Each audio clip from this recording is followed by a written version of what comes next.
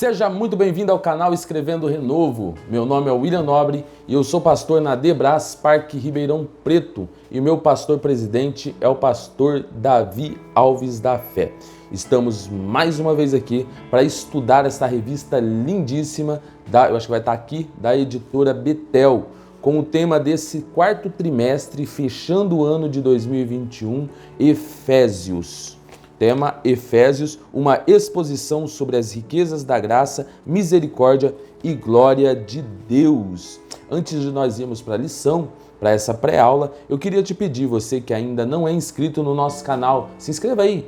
Se inscreva no nosso canal, ative as notificações, porque além da pré-aula que nós lançamos uma vez por semana, às terça-feiras, 7h07, todos os dias, às 7h07, nós subimos um vídeo de uma série chamada Gotas Diária. É uma reflexão para você começar o seu dia, um devocional maravilhoso, uma palavra de Deus para o seu coração.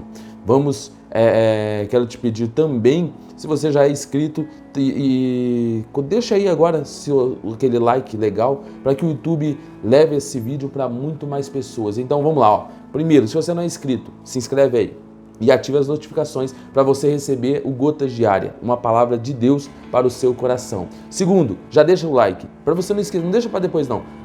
Vai lá no curtir agora e curte esse vídeo agora, não dói nada, não machuca, não fere, não custa nada, ok? E também deixa aí o seu comentário, o que você tem achado dessa revista, ou só deixa um joinha, deixa um amém, mas deixa um comentário, porque quando você engaja com o comentário, o YouTube leva o nosso vídeo para muito mais pessoas, e o nosso intuito aqui é alcançar muito mais vidas com a palavra de Deus, ok? Depois de deixar o seu like, você também pode compartilhar esse vídeo, mas deixa mais pro finalzinho, porque senão você compartilha e esquece de voltar. Então mais pro finalzinho do vídeo, você compartilha no grupo da igreja, compartilha no grupo de EBD. Tem EBD na sua igreja? Deixa aí no comentário, se na sua igreja tem EBD. E também compartilha lá no grupo da família, com os amigos, para que mais pessoas sejam alcançadas por este vídeo. Vamos lá então? Pega a água. Aguinha para dar aquela hidratada na voz. Se você gosta de café, pega aquele café gostoso. Eu vou te dar um tempinho aí para você estar pegando o seu cafezinho para nós entrarmos nesta aula, ok? Vai lá correndo que eu vou pegar uma coisa aqui. Já pegou? Tá aí? Voltou? Quero também deixar aqui para vocês, vou deixar na descrição desse vídeo o link para você adquirir o nosso livro, Ainda Estamos em Sitim, um livro maravilhoso que fala sobre o último ponto que Israel teve antes de entrar na Terra Prometida. E o que aconteceu? Quais foram as consequências de estar no lugar de frente para a promessa, de frente para a Terra Prometida e não entrar? Qual foi as atitudes dos líderes e as atitudes do povo de Israel em Sitim. Então, adquira esse livro fantástico que vai agregar muito no seu conhecimento. Vou deixar o link aí, tá baratinho, acho que tá R$ 9,90 em promoção lá no Mercado Livre. Então clica no link, adquira o livro e Deus vai abençoar. Você abençoa o nosso ministério e Deus continua abençoando a sua vida. Vamos lá então? Água na mão, café na mão, revista na mão. Vamos para a lição de número 7. Lição de número 7. A segunda oração intercessora. Então, em Efésios, Paulo vai escrever mais uma vez e vai falar sobre uma segunda oração intercessora. Por que segunda? Porque no capítulo 2, se não me falha a memória, ele fala sobre uma oração intercessora também. E agora ele vai falar novamente sobre essa oração intercessora, ok? Vamos lá então. Texto áureo desta lição é: orai sem cessar. Sabemos que está em 1 Tessalonicenses 5,17. Sabemos que a oração, ela é a nossa ligação, ou é a ligação entre Deus e o homem, ou o homem e Deus. É a forma que nós temos para falar com Deus. Orar nos ajuda a resolver conflitos. Orar nos ajuda a tomar sábias decisões. Por isso, nós precisamos adquirir a prática de orar em todo o tempo. Verdade aplicada nessa lição. Estudar e refletir e fazer orações com as Escrituras São hábitos que devemos cultivar para nossa edificação e fortalecimento espiritual. Objetivos da lição, como sempre, 3 objetivos: mostrar o modelo de oração feita por Paulo. Segundo, explicar a razão pela qual Paulo ora pelos Efésios. E terceiro, ensinar acerca das dimensões do amor de Deus. Então, no primeiro ponto, nós vamos mostrar o modelo de oração de Paulo. No segundo tópico, nós vamos explicar a razão pela qual Paulo ora por Efésios. Então, ele escreve que está orando por Efésios e nós vamos descobrir por que ele está fazendo esta oração intercessora. E segundo, ensinar acerca da dimensão do amor de Deus. E mais do que ensinar, queridos, mais do que ensinar sobre o amor de Deus, é nós praticarmos este amor. O amor de Deus, como descrito em Coríntios 13, é um amor que não é invejoso, é um amor que não legisla causa própria, que não vai atrás dos seus próprios interesses, mas pelo contrário, coloca o interesse dos outros à frente dos seus desejos, à frente do seu ego. Esse é o amor de Deus. Tópico 1. O modelo ideal para achegar-se a Deus. A oração é um dos grandes privilégios que o bom Deus tem concedido ao ser humano. Podemos nos aproximar e falar com Ele por intermédio de Jesus Cristo. Neste contexto, Paulo está orando pelo fortalecimento dos crentes. 1.1. O motivo da oração pelos Efésios. O teólogo e pastor John Stott afirmou que o prelúdio indispensável a toda petição é a revelação da vontade de Deus. A revelação do mistério deixou Paulo em êxtase, pois a posição na qual os salvos em Cristo foram colocados nessa dispensação é muito poderosa. O motivo de sua oração é que os crentes compreendam essa riqueza. Por isso pede para que recebam fortalecimento e poder no homem interior pelo preenchimento do Espírito Santo. Quando Paulo fala do homem interior, se refere à natureza moral que precisa ser transformada pelo poder do Espírito Santo que para a plenitude de Cristo possa habitar. Então Paulo vai fazer uma oração pelos Efésios. E esse motivo é clamar pela moral da igreja em Éfeso. Nós vivemos atualmente em uma sociedade que tem se mostrado moralmente destruída. Uma sociedade onde pessoas que fazem o bem, devolvem algo que não é seu, é tida como pessoas estranhas na maioria das vezes. E por quê? Isso deveria ser, na verdade, comum. Mas Paulo, o que a Bíblia nos ensina é justamente isso. O homem foi depravado.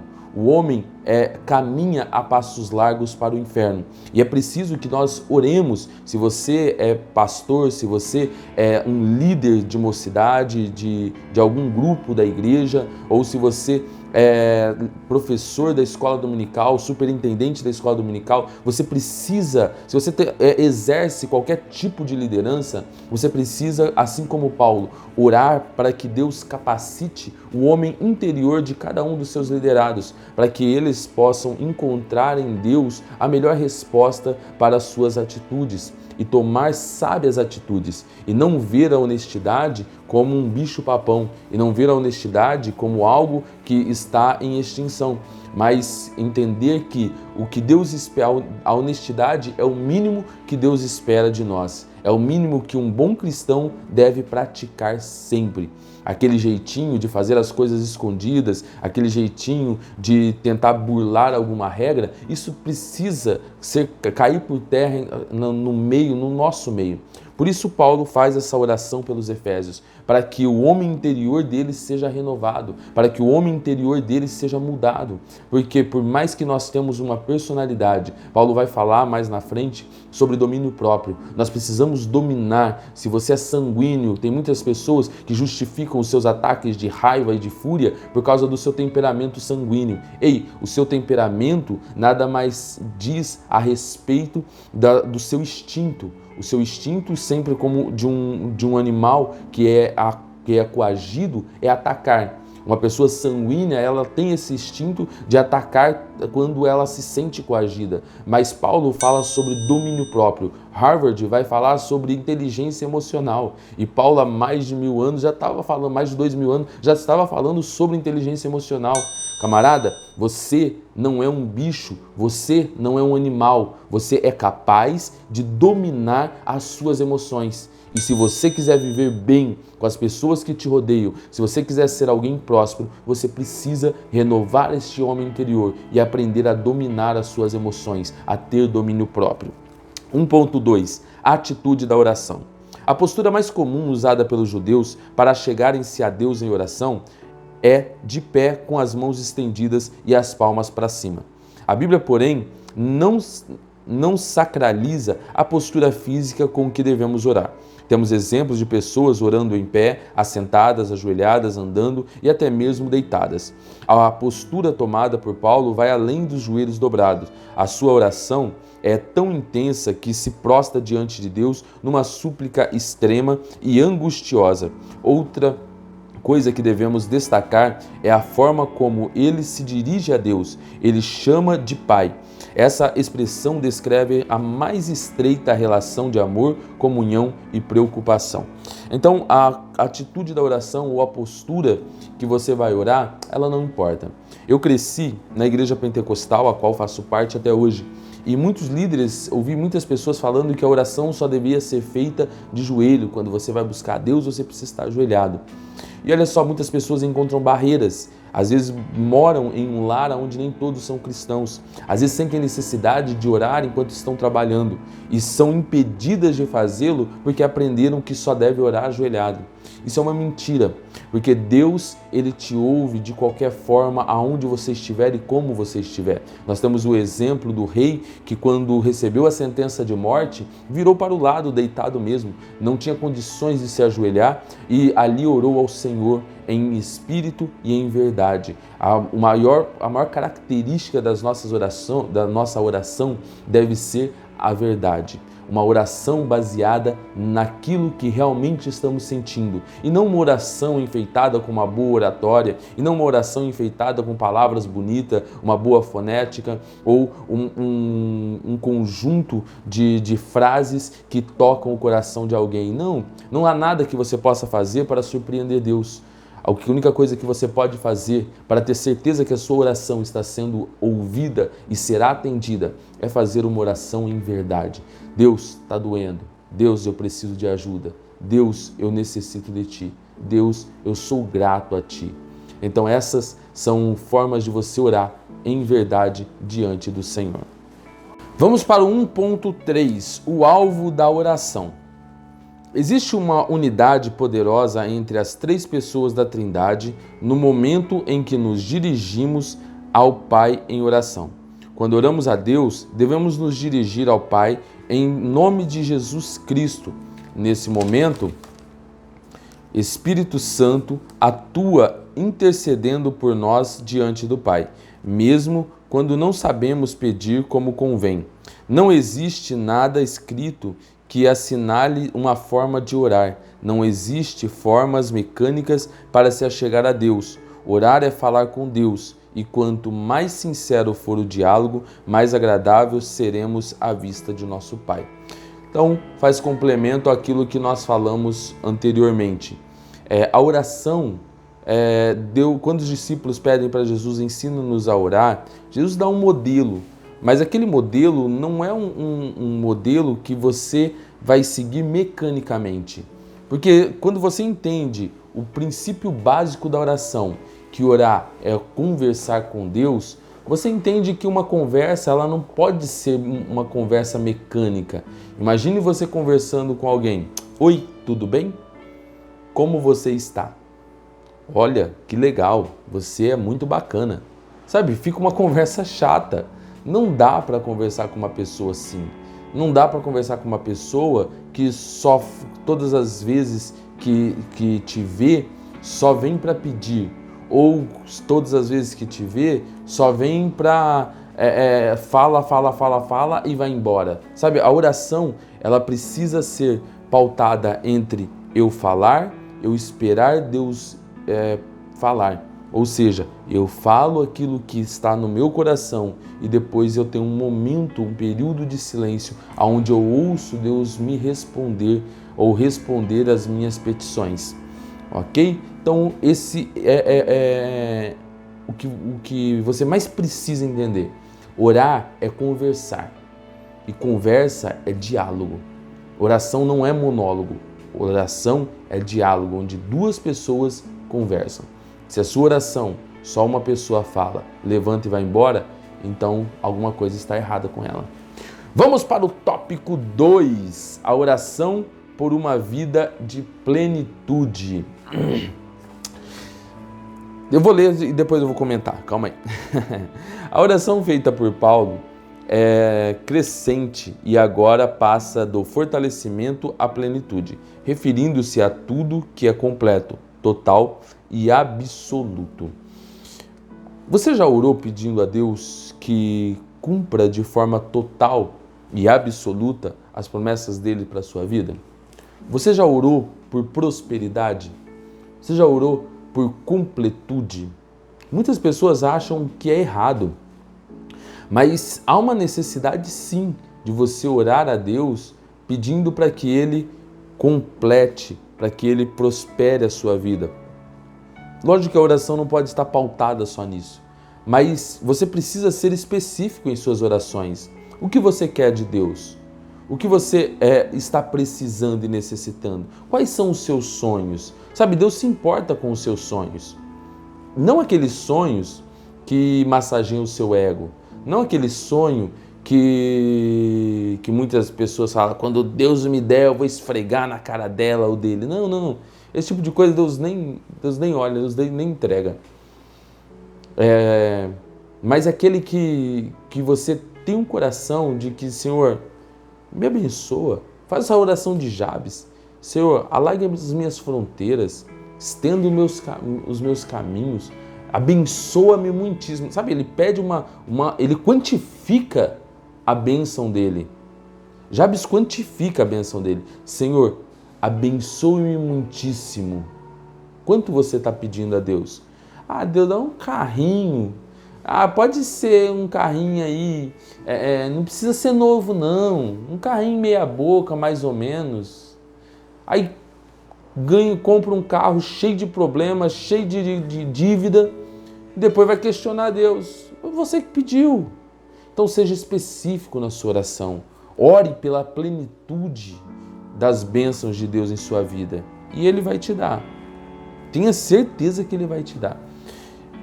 A fonte de toda a plenitude. De acordo com o dicionário da Bíblia de Estudo Almeida, a palavra plenitude fala de abundância, presença completa, estatura completa e tempo certo de Deus agir, libertando as pessoas do peso da lei e da escravidão do pecado. Aqui eu quero frisar um ponto que nós temos dificuldade de entender. Há um tempo determinado para a bênção de Deus na sua vida. E muitas pessoas esquecem de orar e quando vão pedir algo a Deus, esquecem de fazer de um detalhe no seu pedido. Deus, me dê ou me abençoe no tempo certo. Por quê? Bênção fora de tempo é maldição, se torna em maldição. Pastor, mas isso é heresia. Não é, irmão. Tudo que Deus tem para você precisa vir no tempo certo. Se vir no tempo errado, você ainda não está maduro, você ainda não está preparado. E aquilo te tira dos caminhos, te tira do propósito. Quantas pessoas você conhece que iam para a igreja até de carroça, debaixo de chuva, chovendo canivete, não importava, estavam lá. Carregavam, eu me lembro, de ir para a igreja e colocar o sapato dentro de uma sacolinha, 2 sacolas, porque o guarda-chuva ele protege da cintura para cima. Então ia de calça preta, porque não mostrava muito, sapato e meia dentro da sacola, chegava na igreja, na porta da igreja, na onde estava seco, dava uma batida na água que estava calça molhada, punha o sapato e entrava para dentro da igreja. Por que isso? Aí depois que essas pessoas conseguem comprar o tão sonhado carro, aí elas já não vão para a igreja. Não vão para a igreja porque está chovendo, porque vai molhar o carro e vai sujar, porque acabou de lavar o carro, porque não tem gasolina, porque e um monte de porquê, infinitos porquês. Pessoas que estão desempregadas e estão ali, vão em culto de oração, vão em consagração de senhoras, vão até em batizado, até em batismo para pedir a bênção, vão em aniversário de ação de graça para pedir porta de emprego aberta. Enquanto começam a trabalhar, a primeira coisa que faz é: estou muito cansado para ir na igreja hoje. Gente, é preciso entender que quando Deus te abençoa, o que Ele espera de você é um coração grato, que você continue fazendo o que você fazia quando não tinha. É isso que nós precisamos entender.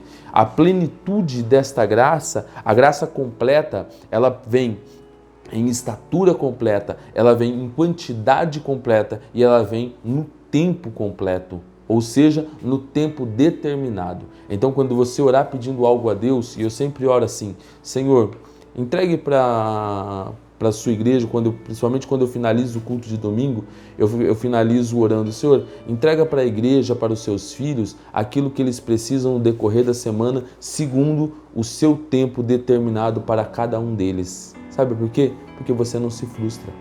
Você para de se frustrar. Porque Provérbios diz que a esperança tardia entristece o coração. Então, quando você entende que há um tempo que nada acontece fora do tempo de Deus para a sua vida, meu irmão, fica muito mais lindo servir ao Senhor. 2.2, está me acompanhando? Já curtiu o vídeo? Curte aí, vai, tá? Não demora nem um segundo. Aperta o botão curtir, já deixa aquele comentário, como é a sua vida de oração. Boa, mais ou menos ou ruim? Preciso orar mais. Coloca assim, ó, tá legal, preciso orar mais. Vamos lá, vamos ver como que tá a vida de oração dos nossos irmãos. 2.2, as riquezas do poder celestial em Cristo. O princípio da oração de Paulo é para que os cristãos conheçam essas riquezas da glória de Cristo e sejam corroborados com o poder pelo seu Espírito no homem interior. É necessário enfatizar aqui que Paulo está orando por pessoas que já estavam em um nível elevado diante de Deus. Ele está alegre e grato a Deus por aqueles discípulos, porém continuava orando para que fossem fortalecidos com o poder pelo Espírito Santo. Paulo sabia que a conversão, novo nascimento, é apenas o começo da vida cristã, apenas a passagem pelo portão do palácio. Jesus não nos salvou apenas para nos libertar do julgamento. Ele quer que conheçamos as infinitas riquezas do seu reino. Paulo vai orar pelas riquezas e o poder celestial. Então, essa já é uma oração para crentes maduros, uma intercessão para crentes que já estão na caminhada há algum tempo, para que eles entendam que Deus não os chamou apenas para livrá-los do julgamento, das leis deste mundo, mas sim para levá-los a morar no reino, porque Jesus tem um reino e esse reino foi feito para nós habitarmos. E nós precisamos interceder a Deus para essa compreensão maior. Por que eu fui salvo? Porque o Senhor me trouxe para a igreja, para que você fosse morar no céu. Esse é o propósito principal do cristianismo. É entender, por isso que o cristianismo no primeiro século era conhecido como o caminho, porque era o caminho que levava para o céu. Esse entendimento de que Deus, Ele nos salvou, não foi apenas para viver neste mundo proclamando a sua palavra, mas para herdarmos o reino dos céus. Esse é o maior propósito, é que um dia nós vamos morar com Jesus nas mansões celestiais. 2.3, a habitação de Cristo no coração. A palavra que Paulo usa para habitar de Cristo em nossos corações é a palavra grega katoikein. Calma aí. Katoikein, que se aplica a uma residência permanente, em oposição a uma residência temporal. O fortalecimento do homem interior acontece quando Cristo faz dele uma residência permanente. Aqui nós temos um vídeo, depois você pode procurar, na série Gotas Diária, que chama tenda, calma aí, deixa eu ver se eu tenho aqui. O corpo é como uma tenda temporária. O corpo é como uma tenda temporária, é o nome do vídeo, depois dá uma olhada lá. E eu falo justamente sobre isso. Esse corpo aqui, essa matéria, ela é temporária. Por quê? Porque a nossa alma é eterna e este corpo, ele não é eterno, ele perece. Nós fomos chamados para algo muito mais além do que dessa vida. Por isso que a habitação eterna de Cristo em nós é através do novo corpo que receberemos na sua segunda vinda. Por isso entender que essa tenda temporária, ela não é o que eu sou, e o que eu sou está dentro de nós, é o que Paulo chama de homem interior, e esse precisa ser preservado para quando for receber o novo corpo em Cristo Jesus. Essa habitação de Cristo em nosso coração, esse corpo novo que receberemos, essa é a nossa grande esperança, essa é a maior esperança que todo cristão tem. Então chegamos finalmente ao tópico de número 3 e vamos falar sobre o amor de Cristo. Bora lá? Tá vivo aí ainda? Vamos continuar. A oração se intensifica e Paulo destaca o alicerce fundamental para que Cristo possa habitar em nós e possamos frutificar o amor de Cristo. Então, nossa oração também precisa ser embasada no amor de Cristo. Não adianta você orar, não adianta você buscar e no seu coração não houver amor. Olha só como Paulo intercede pela igreja em Éfeso, falando sobre o amor de Jesus. 3.1. Fortalecidos no amor de Cristo. Ao pedir fortalecimento, Paulo revela que seu desejo era que Cristo controlasse e fortalecesse seus leitores para o amor. Para expressar a qualidade do amor que ansiava que florescesse, ele junta suas metáforas, uma botânica e outra arquitetônica, arraigados e alicerçados. Ele os compara a uma árvore bem arraigada e a uma casa bem edificada. Sua oração é para que esses cristãos busquem alcançar raízes e alicerces profundos. Nos dois casos, a causa invisível da estabilidade é o amor. O amor a ser o solo em que a vida deles deverá ser plantada e também há de ser o fundamento em que a vida deles será edificada. Então, essas duas comparações, essas duas metáforas que Paulo usa, sobre a metáfora botânica e a metáfora arquitetônica, vai nos mostrar como nós devemos estar em Cristo ou no amor de Cristo com os nossos irmãos. Precisamos, como uma boa árvore, ter raízes profundas e raízes fortes e raízes saudáveis, e como uma casa bem alicerçada. Porque não adianta a casa ser bonita na parte de cima se o alicerce for fraco. Com o tempo ela vai rachar, com o tempo ela vai quebrar, com o tempo ela vai afundar. Mas quando a casa está bem alicerçada, e qual é esse alicerce? É o amor de Cristo em nossas vidas. Isso nos fortalece, isso nos ajuda e isso nos dá forças para continuar na caminhada cristã, que é muito difícil. É muito difícil, e se alguém falou para você que a caminhada cristã seria fácil, mentiram para você. Deixa eu já te dizer. A caminhada cristã é uma caminhada de esforço contínuo, de esforço diário, ok? Vamos para o 3.2. As dimensões do infinito amor de Cristo. Paulo diz que, estando arraigados e fundamentados em amor, poderemos compreender as poderosas dimensões desse mistério. O amor de Deus tem largura. Essa largura pode ser vista por todos os relatos contidos nos evangelhos. O amor de Deus tem comprimento, ele continua para todo o sempre, e como tem altura, ele conduz o espírito das pessoas para o alto, até a própria presença de Deus. Mas a beleza desse amor se revela também em sua profundidade, pois ela encontra todos, até mesmo os que se encontram na mais terrível miséria e depressão. O amor de Deus, ele é capaz de alcançar a todos, não importa aonde estejam, não importa em que nível estejam. Salmos vai dizer que o amor de Deus, ele é infinito. Por isso que muitas vezes nós não somos capazes de compreender a grandiosidade e os limites desse amor.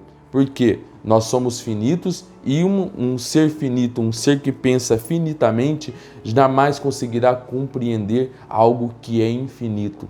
O amor de Deus vai além das barreiras, o amor de Deus vai além das fronteiras, o amor de Deus vai além daquilo que nós achamos que é terrível demais para nós. O amor de Deus vai além de tudo isso. Ele é muito mais profundo, ele é muito mais alto, muito mais largo, muito mais comprido. Ele é extremamente alcançável a todos os que precisam desse amor. Vamos para o 3.3. O amor de Cristo excede todo o entendimento. Acabei de falar sobre isso, mas vamos lá. O amor de Cristo excede o entendimento humano, porque palavras não podem defini-los ou explicá-lo. Porém, mesmo sem saber como discerni-lo, ele não é um amor impossível. Através da experiência vivida, nós podemos senti-lo de maneira multiforme. É um amor que na prática pode ser aprovado no coração daqueles que são salvos. Não existe ser humano algum que esteja excluído do amor de Cristo. É um amor que ultrapassa o conhecimento, um amor que, uma vez aceito, enche o homem com nada menos que a vida do próprio Deus. Então, o amor de Deus, ele vai além da nossa compreensão humana, ele vai além do que nós podemos conjecturar, ele vai além das palavras que nós temos. O nosso vocabulário é muito pobre, nosso vocabulário é pouco demais para tentar expressar esse amor em sua grandiosidade. Por isso que eu acredito que Davi foi muito feliz em dizer que o amor de Deus é infinito, porque eu acredito que a palavra que mais consegue se enquadrar no amor de Deus é a palavra infinito. Ele vai além de fronteiras, ele vai além de barreiras. Mais uma vez, nós não conseguimos compreender, mas nós conseguimos sentir, desfrutar, receber esse amor em nossas vidas. E esse amor vem através do Espírito Santo que habita em nós. Esse amor é lindo demais. Por isso nós precisamos, além de desfrutar deste amor, destilar este amor a outras pessoas. Nosso compromisso com Deus é demonstrar Deus através do nosso amor a outras pessoas. Pense nisso, comece a identificar quais são os pontos ou quais são as pessoas em sua vida, ao seu redor, em seu convívio, que precisam ser alcançados pelo amor de Deus através da expressão do amor de Deus em sua vida. Vamos lá, chegamos à conclusão e o comentarista, ele diz assim: o segredo para se encher de toda a plenitude de Deus principia com o amor. Firmemos nossas raízes e alicerces desse amor, que, mesmo sendo inexplicável, pode ser alcançado. Essa é a grande razão de nós fazermos tudo o que fazemos. É levar o amor de Deus, é mostrar para as pessoas que há alguém que a ama além de tudo isso, além das dores e do sofrimento, que ela pode ser abandonada por todos, mas que Deus jamais abandona ninguém. Meus queridos, Deus te abençoe, que Deus continue iluminando a sua vida, guiando os seus caminhos e te dê uma semana abençoadíssima. A semana que vem tem mais, terça-feira, 7h07, nós subimos mais uma lição da revista da Escola Dominical da editora Betel, revista com o tema Efésios. Deus te abençoe, fica na paz de Cristo, até a próxima, se Deus quiser.